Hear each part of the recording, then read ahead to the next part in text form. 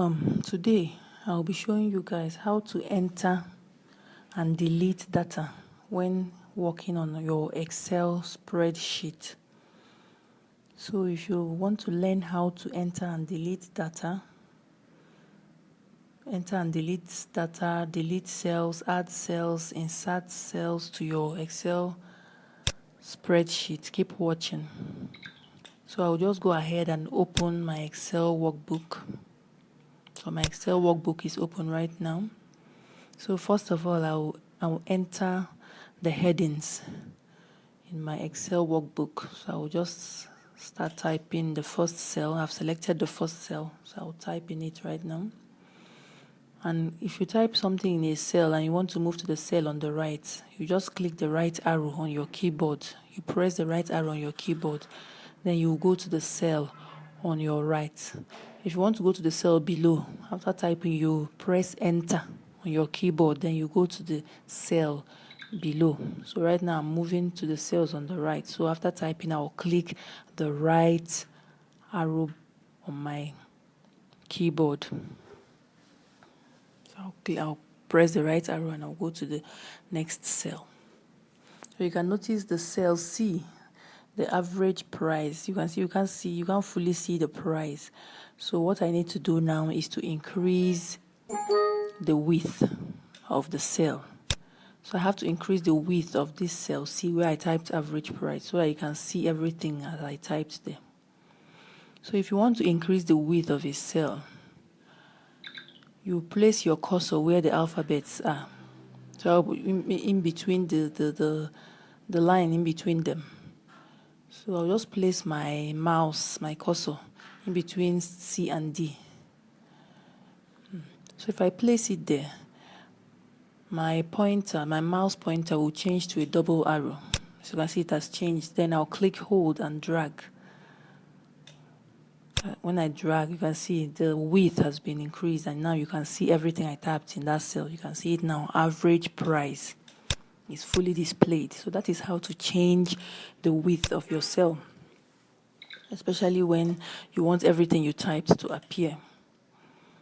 So the width of the cell has been changed. So now I want to delete what I typed in the first cell.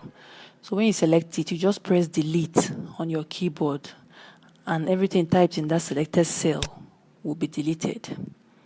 So you press delete on your keyboard, so you can see that week has been deleted. So now I'll go ahead and type something else right there. So I've typed this, then I'll press enter on my keyboard. Then it goes to the cell below it. I'll go ahead and type the first day of the week. So I have typed it, and I want to type all the days of the week. But instead of typing them one after the other, I will just place my mouse at the bottom right corner. Click, hold, and drag. You will notice as I'm dragging it, all the days of the week will appear. You can see. So when it reaches Sunday, I will leave. And you can see all the days of the week have automatically been entered for me. You can also do this for the months of the year, since they are constant. So when you click on this small icon under here, you can see it's the autofill options box pops up. So when I click copy cells, everything in the first cell I selected will be automatically copied for me, but that's not what I want. So I'll just click undo. Click, hold, and drag again, and all the days of the week are entered for me. That's very easy to do, instead of entering them one after the other. As I said before, you can do it for the months of the year, all these things that are constant, that don't change. The months of the year, January through to December. Once you type the first month, that is January, you click, hold, and drag, then automatically. And when you are dragging, you have to drag it to 12, since it's months. All the months of the year will be entered for you. So that's one easy way to enter things that are constant in your Excel spreadsheet. So I'll just go ahead and enter my data, and then I'll tell you how to delete cells, or how to delete rows and columns. So as we know from top to bottom is a column, then from left to right is rows, right? So I'll show you guys how to delete columns and how to delete rows. So let me just quickly enter all this so that when I delete it, you will see the rows and the columns that I've deleted. Let me quickly enter this.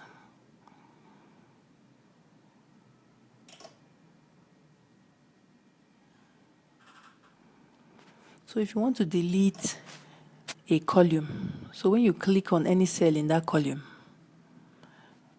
you select any cell in that column that you want to delete. Then you go up to the cells, to the format cells group in your home tab. You can see where my mouse is. You can see cells is written down, so you can format your cells here. So when you click on delete, then you select delete column, delete sheet column. When I click on it, you can see the second column, my second column has been deleted. So that is how to delete whole columns, but I don't want to delete, so I'll click on undo and it comes back. So if I want to delete a row, when I click on, I'll go to the same cells group of formatting options. I'll select delete rows. You can see the first row has been deleted because that is where the cell I selected is. So that is how to delete rows and to delete columns.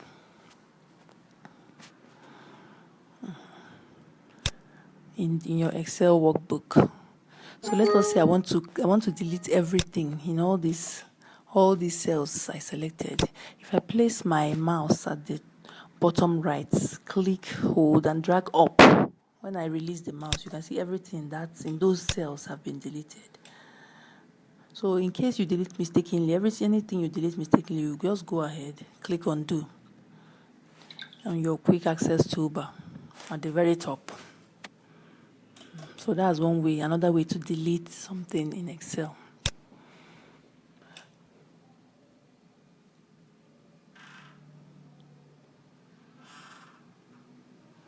So we'll go ahead and continue formatting our Excel spreadsheet.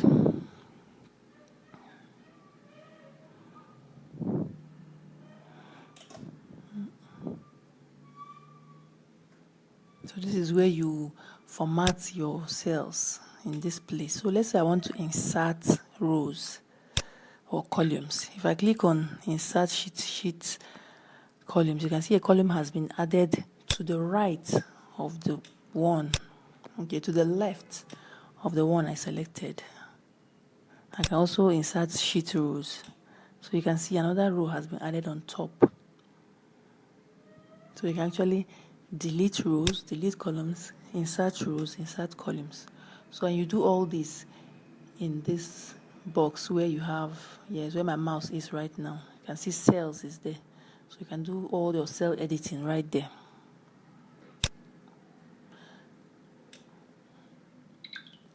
Okay. Let's say I want to hide rows or columns. So when I click on this format, you can see it has hide and unhide. So I will just go and click on hide columns or hide rows, whichever one. If I click on hide rows, you can see a row automatically disappears. If I click on undo, it comes back. And how you know that a row or a column is missing, is hidden. You won't see the alphabet or the number for that row or column.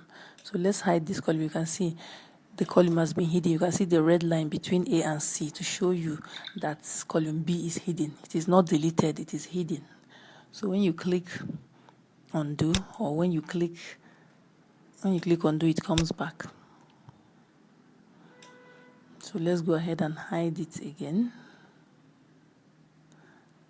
If we hide it, you can even unhide after hiding.